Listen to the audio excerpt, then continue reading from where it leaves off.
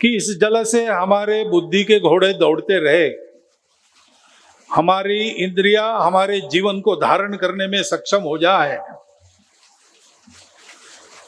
शरीर स्वस्थ रहे।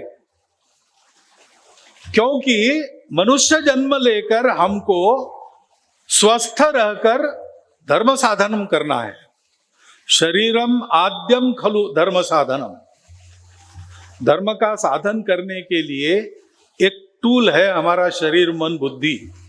स्वार्थ में फंसने के लिए नहीं है, पाप करने के लिए नहीं है, परोपकार करने के लिए। और इसलिए इस जल की महत्ता इन श्लोकों में गाई गई है और इसको आत्मरक्षा का मंत्र भी बताया गया है और इसके द्वारा सुख मिलता है। क्योंकि अगर हम पशु जैसा व्यवहार करने लगे तो सभी दुखी होंगे।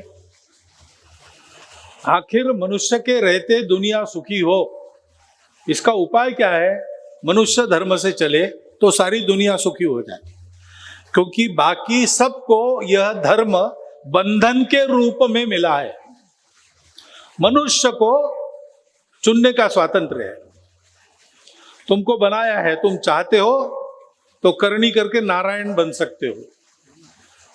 अगर तुम उल्टा चाहते हो तो तुम नराधम भी बन सकते हो। बनना क्या है? बनना क्या है ये सतत ध्यान में रहे।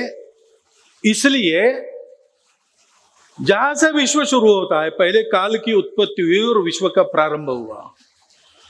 उन महाकाल के साथ साथ यहां एक स्तंभ है, जल स्तंभ। हम महाकाल का दर्शन करें। उज्जैन निवासी बड़े भाग्यवान है, वो रोज कर सकते हैं। बाकी लोग स्मरण तो कर सकते हैं।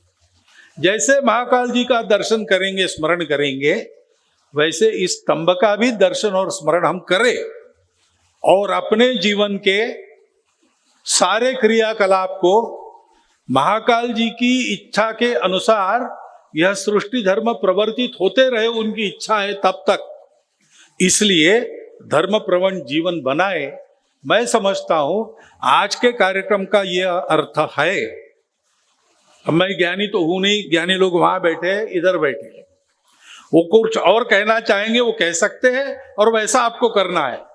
लेकिन मेरी अल्प बुद्धि में मैंने जो विचार किया, मेरी ये बात ध्यान में आई। अगर आपके उपयोग की आपको लगता है और उचित है ऐसा लगता है तो कृपया उसे ग्रहण कीजिए।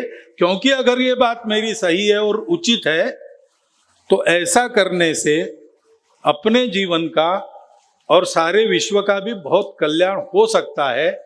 ये इस बात में सब लोग सहमत होंगे, ये मेरा विश्वास है। इसलिए ऐसा स्मरण और दर्शन रोज करने का अनुरोध आपके सामने रखता हूं।